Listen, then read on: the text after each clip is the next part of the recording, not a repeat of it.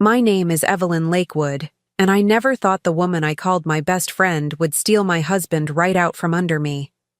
But betrayal cuts deepest when it comes from family, and hers nearly destroyed me. The first time I saw her again after 4 years, she didn't recognize me at first. She walked into the ballroom, heels clicking against marble, her laughter pitched too high. The kind of laugh that demanded attention.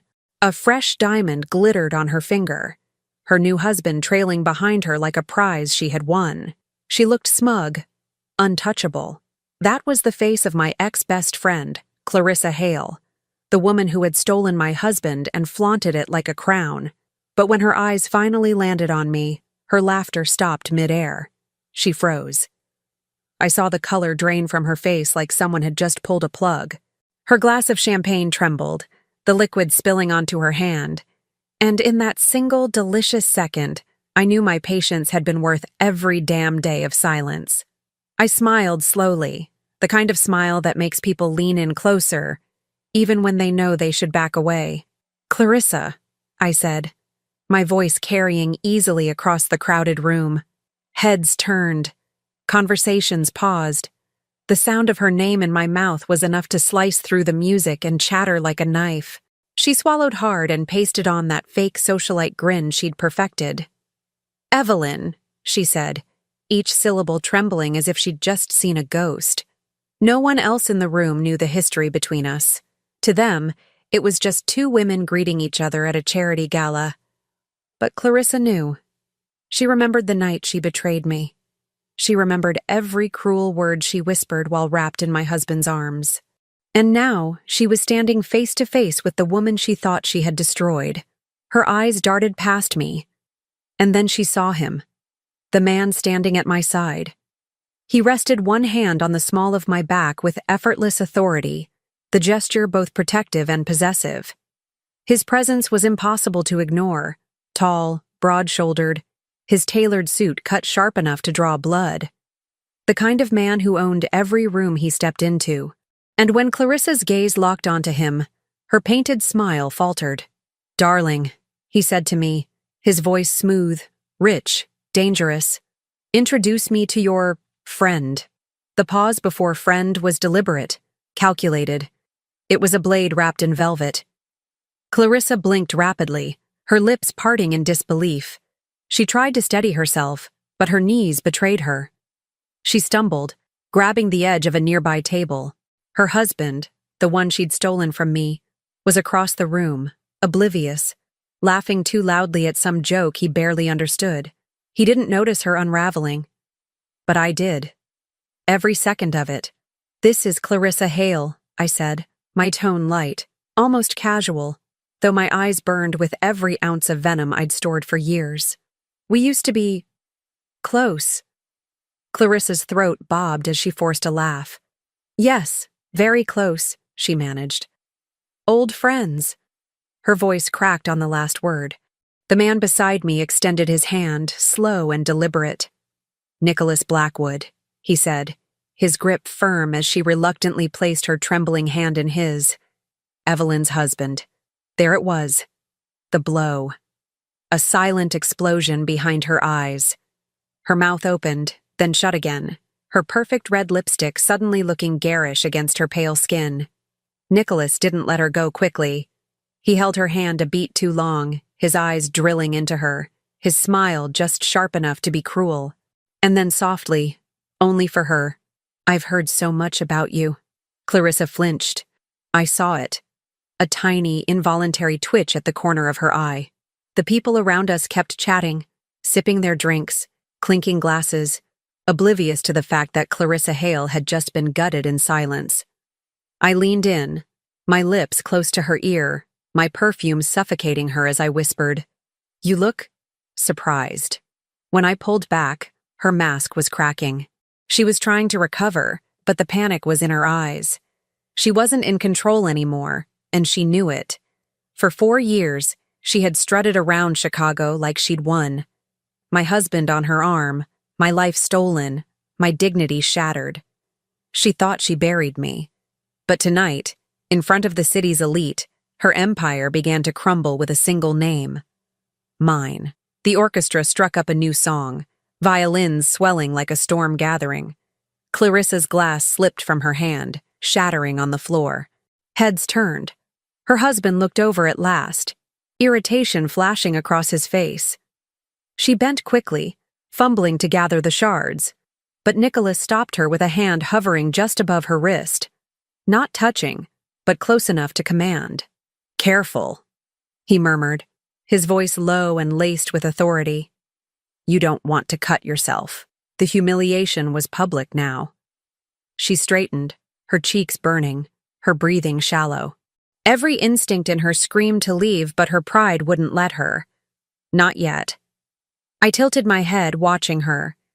"Don't worry, Clarissa," I said sweetly. "We'll have plenty of time to catch up." The way her eyes widened told me she heard what I wasn't saying. This wasn't a coincidence. This was a reckoning. And the night was only beginning. 4 years earlier, before the betrayal, my life looked like everything I had ever wanted. Chicago in the fall was alive with gold leaves and brisk air, and our brownstone on Astor Street felt like the center of my world. My husband, Daniel, was charming in that effortless way people admired. He worked in finance, the kind of job that came with late nights but also fine dinners, trips to the lake, and a sense of stability I had clung to since we married in my 20s. And then there was Clarissa, my best friend since college. She wasn't just a fixture in my life. She was woven into every part of it. She helped plan my wedding. She babysat our niece. She spent countless weekends sprawled across our couch with a glass of wine in hand, gossiping about work or the newest restaurant we had to try. She wasn't family by blood, but she was the kind of friend you let into your home without makeup on, hair undone, your guard down. People used to joke that she was our third wheel, but I brushed it off. I believed we were all adults. I believed trust was the foundation of everything. Clarissa had a way of commanding attention. She was beautiful in a loud, magnetic way. Raven hair, sharp cheekbones, the kind of smile that hinted at secrets. She thrived on being seen. I was the steady one, the listener, the one who held her hair back after too many martinis and reminded her she deserved more than the men who broke her heart. Daniel used to tease that I was her therapist, not her friend. I laughed then. Now I know better. Looking back, the red flags were there. Little things that didn't register at the time. The way she'd linger too long when Daniel poured her wine. The casual touches, a hand on his arm, a playful shove when he told a joke.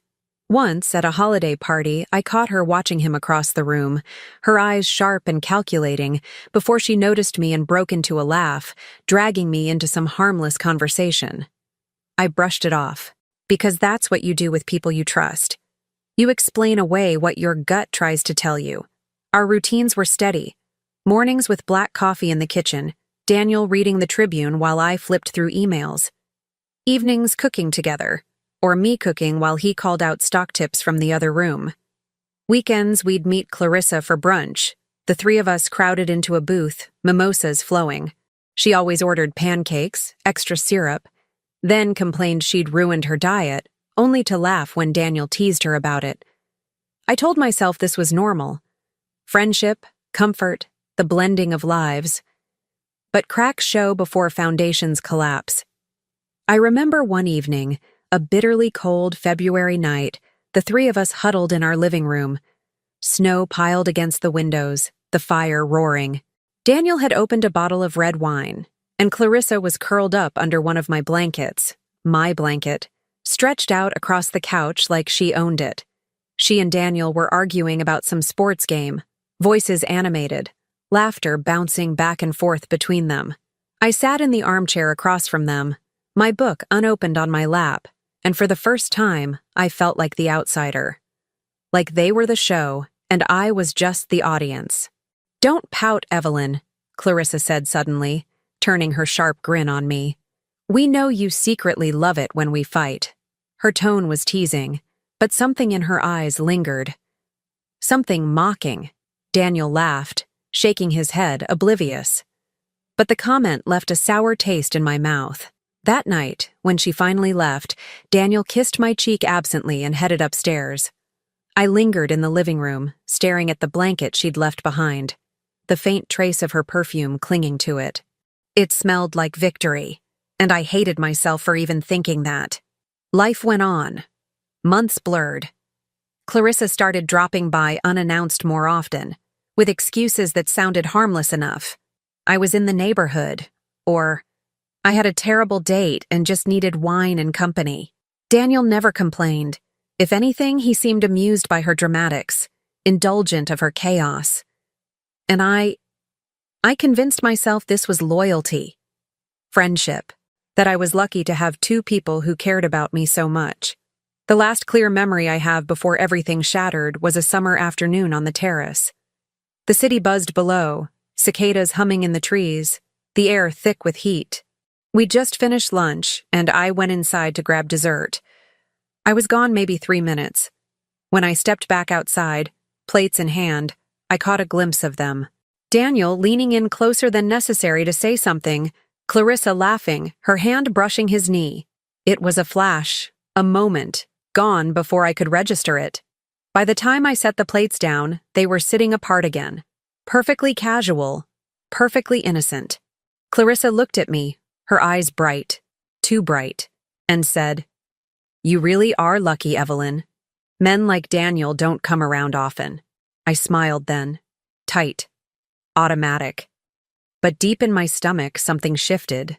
It was the first real red flag, and I ignored it.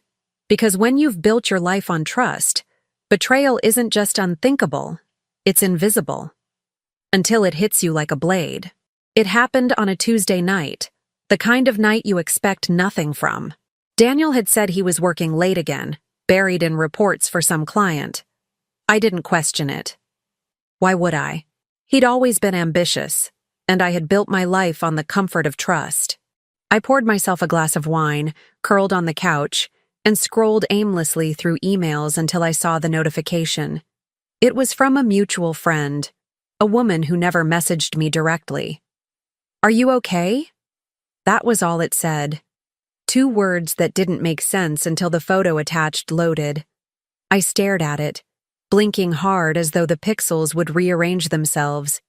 Daniel and Clarissa, in a restaurant I didn't recognize, leaning across the table toward each other, his hand on hers, her lips parted in that familiar laugh. But the angle of the shot told me everything. It wasn't 2 friends sharing dinner. It was intimacy. It was ownership. My chest went tight. I wanted to throw the phone, but I couldn't look away. The caption the friend had added burned worse than the photo itself. "I thought you knew." I didn't sleep that night. I didn't breathe right either. Every time I closed my eyes, I saw her hand on his. Her smug smile, the casual way she looked at the man who once swore I was his forever. My mind replayed every brunch, every laugh, every night she stayed too late. And suddenly, all those small red flags weren't red anymore. They were fire, and I had walked straight into the flames. By morning, I wasn't Evelyn Lakewood anymore. I was a ghost in my own body. I needed answers. I needed to see it with my own eyes. So I drove. Daniel had mentioned a downtown hotel once, a discreet place some colleagues used when they needed quiet for meetings. The kind of quiet you don't put on expense reports. I sat in my car across the street for nearly an hour, the steering wheel biting into my palms. And then I saw them. Daniel's car pulled up, Clarissa stepping out in heels I'd never seen her wear. He handed the valet his keys, his hand resting at the small of her back, the same way he used to guide me into restaurants when we were younger. My throat closed. I followed them inside. The lobby smelled of citrus and leather, polished floors gleaming under crystal chandeliers. My heels echoed too loudly against the marble as I trailed them at a distance. They didn't look back. Why would they? Betrayal makes you reckless when you think you've already won.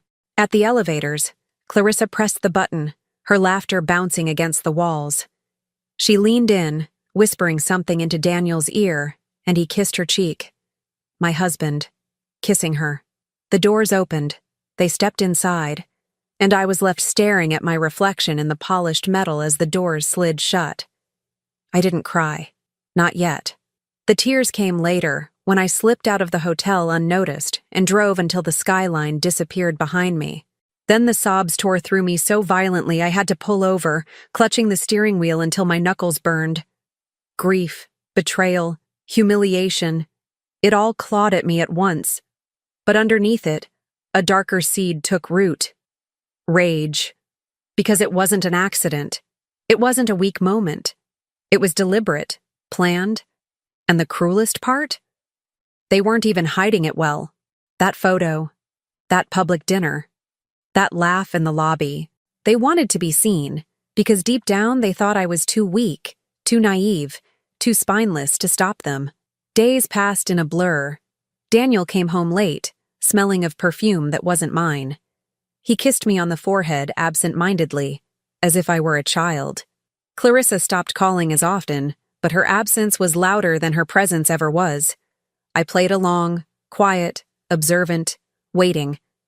The breaking point came one evening when I finally confronted her. Not Daniel, her. We met at her condo, a sterile glass and steel place overlooking the river. She answered the door barefoot, wearing one of his shirts. She didn't even try to hide it. "Evelyn," she said smoothly, leaning on the doorframe like she'd been expecting me. "I wondered when you'd figure it out." Her smugness was gasoline poured on open wounds. "You think this is a game?" I hissed. My voice trembled, but my body shook with fury. She tilted her head, a slow smile spreading. "It's not a game if I've already won." Those words sliced deeper than any blade. She wanted me to know. She wanted me broken. I stepped inside, my chest heaving, my eyes darting to the coffee table where 2 glasses of red wine sat, half empty. My husband's jacket draped across her chair. Proof everywhere, casual, smug. "I gave you everything," I whispered, more to myself than to her. "You were my family." Clarissa's smile widened, sharp as glass. "And now I'm his." I should have screamed. I should have slapped her. Instead, I froze, the betrayal pressing down on me like a weight too heavy to lift. She walked closer, her perfume choking me, her voice low, conspiratorial. "You never knew how to keep him happy, Evelyn. I just showed him what he was missing." That was it. The moment grief burned into rage, the moment pain crystallized into something sharper. Because betrayal like that doesn't just happen. It's engineered. It's savored. I left without another word, my body numb, my mind clear in a way it hadn't been before. As I stepped back into the cold night, her laughter followed me down the hallway. And with every echo, I swore to myself, she would regret every second of smugness. That was the night Evelyn Lakewood died, and the woman who replaced her was already plotting revenge. Weeks blurred into months after the confrontation. At first, I functioned like a ghost, going through motions, answering emails, forcing smiles in public. Behind closed doors, my home felt like a crime scene. Daniel's absence spoke louder than his presence. His ties hung untouched in the closet, his cologne lingered on the sheets.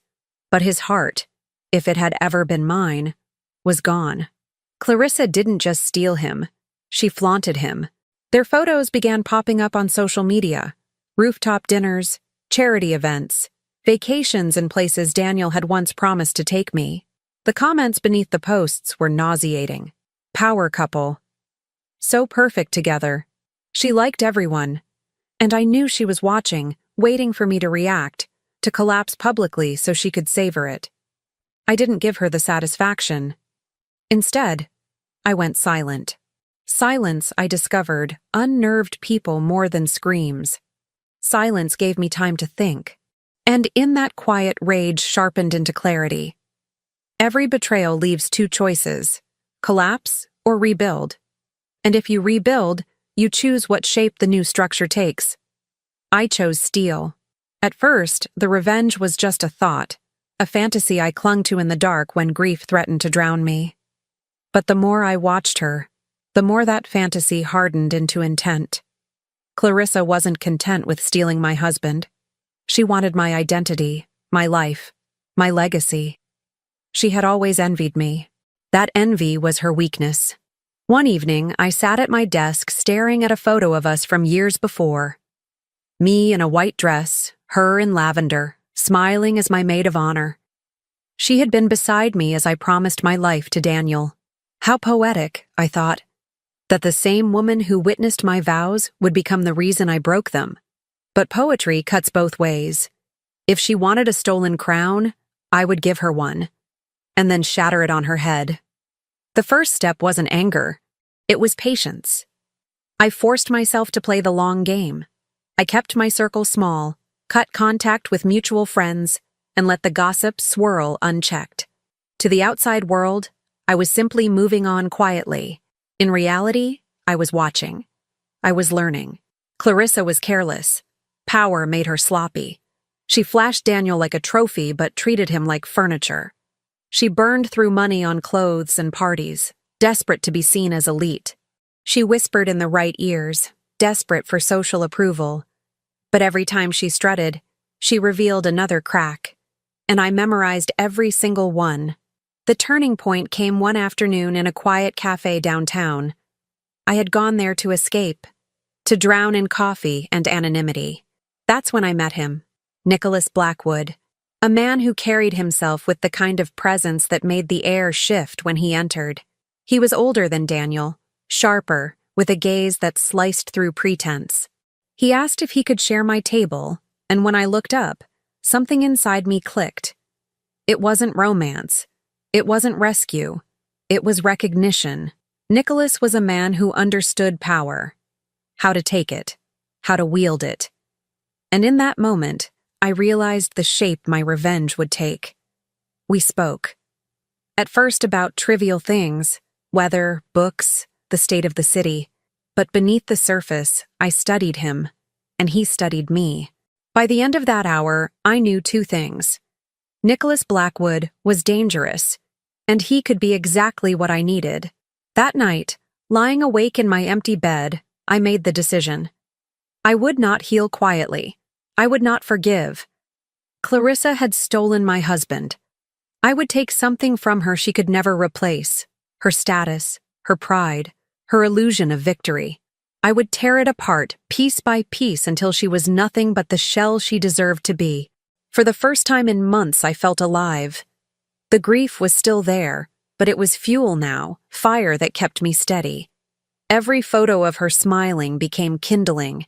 Every laugh she shared with Daniel was another spark, and every memory of the woman I used to be, trusting, loyal, blind, was a warning. I would never be her again. The decision wasn't made with tears or theatrics. It was made in silence, in cold blood. And that silence was the loudest vow I had ever taken. From that moment on, every step I took was deliberate. Every word, every glance, every move, calculated. Clarissa thought she had won. Daniel thought I was irrelevant. But I was already building the blueprint of their downfall. I remember standing before the mirror one evening, smoothing my hair, my reflection staring back with eyes I barely recognized.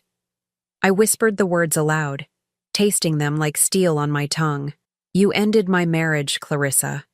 I'll end your empire. The game had begun. And this time, I wasn't the one who would lose. Revenge is not rage.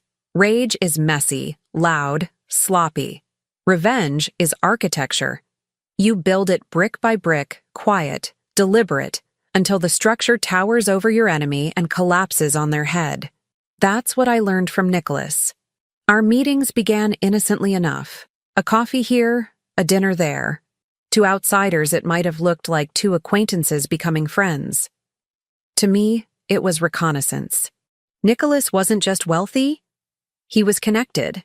His name carried weight in Chicago's business and political circles, the kind of weight Clarissa had been clawing her way toward since the day she stole Daniel. I told him pieces of my story, carefully chosen. I never painted myself as the victim. Instead, I let him see the sharpness, the resolve. Nicholas respected strength, not sympathy. He listened. He asked pointed questions, and slowly, An unspoken alliance formed. "You don't strike me as the type to let betrayal go unanswered," he said once, his voice low over a glass of bourbon. "I don't," I replied. "I just prefer patience." He smiled then, slow and approving. Patience makes the blade sharper. From that moment, we stopped pretending our connection was casual. He knew I wanted revenge. I knew he could help me build it. The first step was information. Clarissa thrived on appearances, and appearances are fragile. I began mapping her life the way an architect sketches blueprints, her routines, her spending, her social calendar, where she shopped, who she lunched with, which board she was desperate to join. Nicholas opened doors I couldn't. Invitations to galas, charity events, dinners where Chicago's elite traded power like currency. I stepped into those rooms on his arm, no longer invisible. And every time I caught Clarissa's name in conversation, I tucked it away like ammunition. She wanted to climb. She wanted to be envied. She wanted to be the woman everyone whispered about. That hunger was her weakness. While Nicholas moved in shadows, I played my role in the light. I rebuilt myself publicly. A new wardrobe, sharper edges, the kind of confidence Clarissa couldn't fake no matter how many designer dresses she bought. I smiled at the right people, volunteered at the right charities, let whispers of "Evelyn Lakewood is back" spread through the city. All the while, Clarissa didn't see me coming. Why would she? In her mind, I was finished, forgotten. She had won. Daniel was her accessory now, trailing behind her at events like a mannequin. But the cracks were visible if you knew where to look. His laugh sounded strained. His gaze wandered. She tugged at his arm too tightly, smiled too widely, as if trying to convince herself he was still hers. I watched. I waited. I learned. The second step was leverage. Clarissa had always been reckless with money, and marriage hadn't changed that. She burned through Daniel's salary on clothes, vacations, memberships. What she didn't realize was that Nicholas had the kind of influence that could make banks whisper and businesses bend. Through quiet channels, we discovered debts she'd hidden, credit lines stretched thin, favors owed to people with long memories. It wasn't enough to ruin her yet, but it was a fracture in the foundation. The third step was timing. Revenge needs an audience.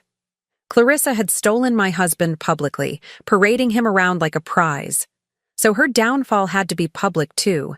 No quiet scandal, no whispered rumor. It had to be undeniable, visible, humiliating. That's where Nicholas and I became something more than co-conspirators. His world overlapped perfectly with the one Clarissa craved. The fundraisers she begged to attend, he hosted them. The boards she wanted a seat on, he chaired them. The society pages she tried to dominate, he fed them stories. All it took was one subtle move, him inviting me into that world as his partner. Clarissa noticed. I saw it in her eyes the first time we crossed paths at a gala. Her smile faltered, just for a second, when Nicholas placed his hand at the small of my back. She thought it was coincidence. She told herself it was nothing. But deep down, the seed of doubt was planted. That night, Nicholas leaned close and murmured, "She doesn't realize yet, does she?" "No," I whispered back. "But she will." The plan crystallized over the months that followed. Piece by piece, Nicholas and I constructed the stage. He introduced me to allies, people who despised Clarissa's arrogance but had tolerated her because of Daniel's money. I nurtured those connections, planting small truths. How careless she was, how hungry for status, how hollow her marriage looked when no one was watching. I never lied. I didn't need to. People are eager to believe the worst when envy is already in their veins. Clarissa's desperation grew. She pushed harder, spent more, flaunted more. And the more she reached, the easier it became to set the trap. The final step was personal. Revenge isn't just strategy, it's theater. It requires a climax. One evening, Nicholas and I sat overlooking the city lights from his penthouse. He poured me a glass of wine, his eyes sharp as steel. "You've built the structure," he said. Now it's time to let it fall. I nodded. The weight of the plan settled like armor around me. Everything was ready. The timing, the stage, the audience. All that remained was the reveal. Clarissa thought she had stolen my life. What she didn't know was that I had built a new one. Stronger, sharper, untouchable.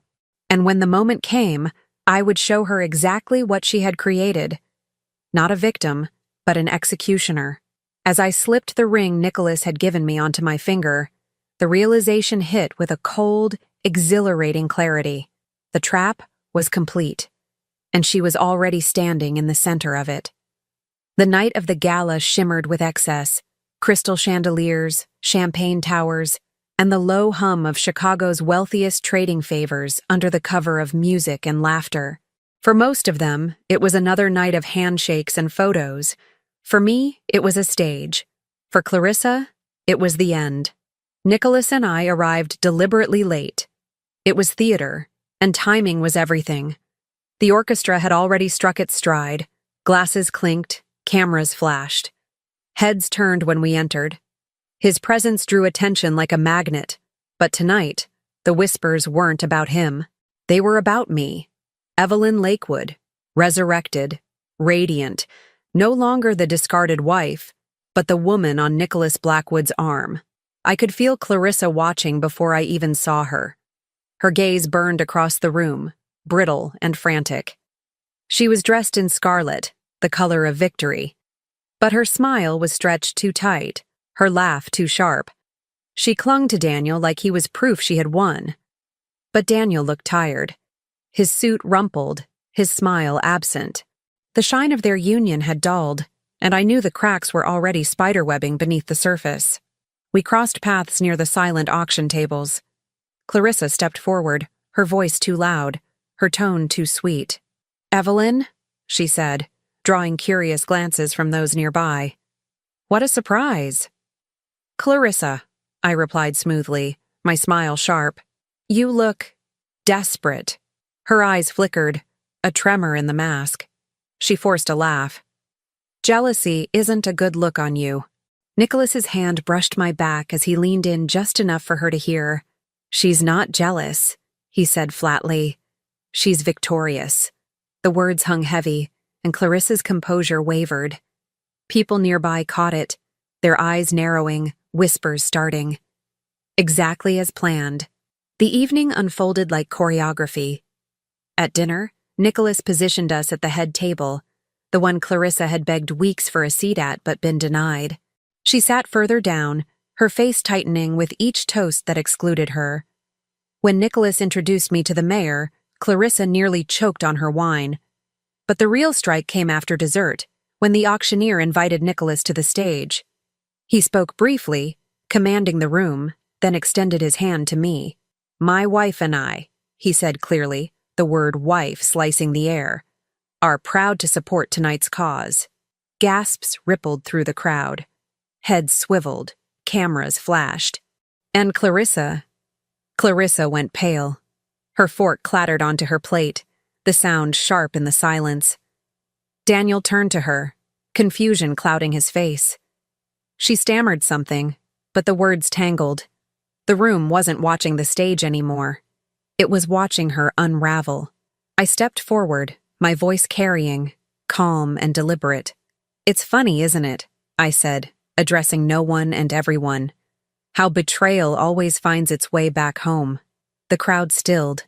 Conversations froze. Clarissa shook her head, panic sparking in her eyes. "Don't listen to her," she hissed, standing abruptly. But Nicholas had already signaled. A projector flickered to life, filling the screen behind us with images. Clarissa and Daniel, hotels, restaurants, receipts, proof of an affair that began before my marriage had even ended, collected quietly, methodically, and now unveiled in front of Chicago's elite. The room gasped. A low murmur spread like wildfire. Daniel's face crumpled as he realized the evidence wasn't just damning, it was public. Clarissa lunged toward the stage, her voice breaking. "This is lies, all lies." I looked at her coolly, my smile unwavering. No, Clarissa. This is truth. The truth you thought I'd bury. The truth you flaunted because you believed I was too weak to fight back. Laughter rippled from the crowd. Not kind laughter, but the kind that cuts. Eyes turned on her like knives. Sponsors whispered to each other. Board members shook their heads. Journalists scribbled furiously. Her empire was collapsing, brick by brick, and I hadn't even lifted a finger. Daniel stood, his voice trembling. Clarissa, what is this? She reached for him, frantic, desperate. They're lying, Daniel, please. But he pulled away, his face twisted with shame and fury. For years she had used him as her trophy. Tonight, he abandoned her on the battlefield. Nicholas took my hand, raising it slightly, sealing the spectacle. The cameras captured every angle. The powerful man with his elegant wife, the scorned friend humiliated in front of the very world she tried to dominate. Clarissa's voice cracked, her scream echoing through the hall. You think this makes you better than me? I stepped down from the stage, stopping inches from her, my voice low but carrying. No, Clarissa. This makes me finished with you. Her knees buckled and she collapsed into her chair, shaking. No one moved to comfort her. Not Daniel, not her so-called friends. She was alone, exposed, devoured by the silence of a crowd that had already judged her guilty. The orchestra struck up again, filling the space with music. But the night was over for her. She fled moments later, heels clicking against the marble like gunshots, her face ashen, her world in ruins. I remained, smiling, toasting with Nicholas as if nothing had happened. Because for me, it wasn't destruction. It was justice. And for Clarissa, there was no coming back. The morning after the gala, Chicago buzzed. The papers didn't call her by name, not yet, but everyone knew. A prominent socialite exposed for a scandalous affair. The gossip columns devoured every detail, from the photos on the projector to the look on Daniel's face as he walked out alone. The whispers spread faster than fire, and by the time noon arrived, Clarissa's phone was poison. Invitations revoked, messages unanswered. Her so-called friends deleting photos where she once tagged along like an accessory. She had wanted to be envied. Now she was infamous. I didn't bother checking on Daniel. He was collateral damage, nothing more. He hadn't fought for me, hadn't even seen me in the months leading to the betrayal. He'd become a ghost before Clarissa ever touched him. Let him drown in the silence she left behind. But Clarissa was different. She wasn't just a thief. She was a conqueror who thought she could walk away victorious. And conquerors don't crumble quietly. They claw, they beg, they scheme. That was what I was counting on. 2 weeks later, she appeared at Nicholas's office unannounced. I watched from behind tinted glass as she argued with the receptionist, her voice shrill, her hands trembling. She wore sunglasses to hide the dark circles under her eyes, but nothing could disguise the desperation. Nicholas let her in. He always did enjoy the theater. I stood in the corner of his office as she stormed inside, ripping the glasses from her face. Her lipstick was smeared, her hair unkempt. Clarissa Hale, the woman who once dripped with poise, reduced to a frantic shadow. You planned this, she spat, her finger jabbing toward me, then Nicholas. The gala, the photos, all of it. You humiliated me. I didn't flinch. You humiliated yourself. She shook her head violently. No, you don't have that kind of power, Evelyn. You never did.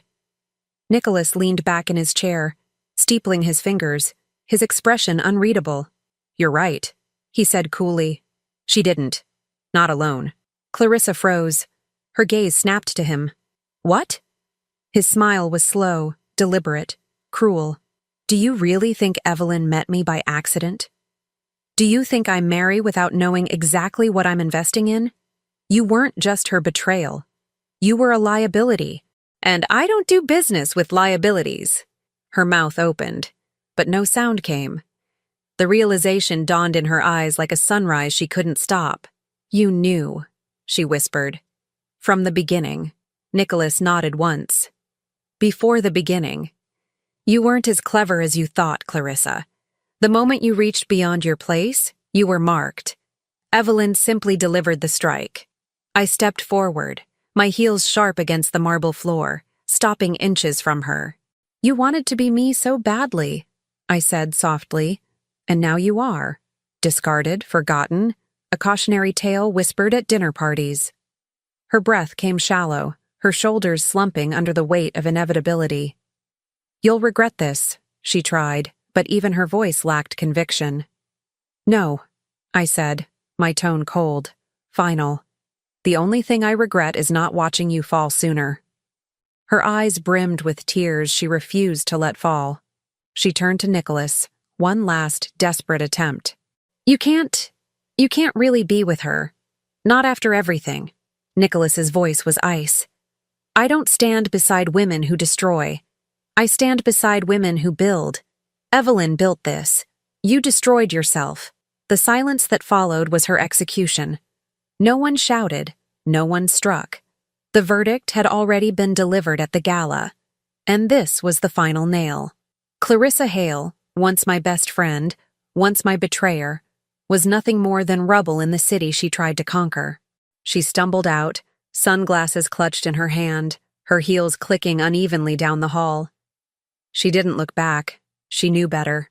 Nicholas rose and walked to my side, his hand brushing against mine. Satisfied? He asked.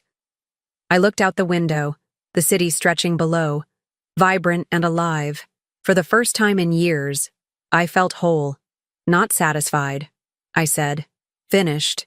He kissed the side of my temple, and together we watched the skyline, knowing the world had shifted in our favor. Clarissa thought she'd stolen my life. What she never realized was that she was just a stepping stone to the one I was destined for. And as Chicago forgot her name, I etched mine deeper than ever into its walls. Because betrayal doesn't end with forgiveness. It ends with victory. Thank you for staying until the very end of my story. Betrayal leaves scars, but sometimes it also delivers the sharpest justice. I'd love to hear your thoughts. Have you ever seen someone get exactly what they deserved? Share your experience in the comments below. I read everyone. And if this tale kept you on the edge, make sure to hit the like button and subscribe. It lets me know you want more stories like this. Until next time, remember, revenge served cold always tastes the sweetest.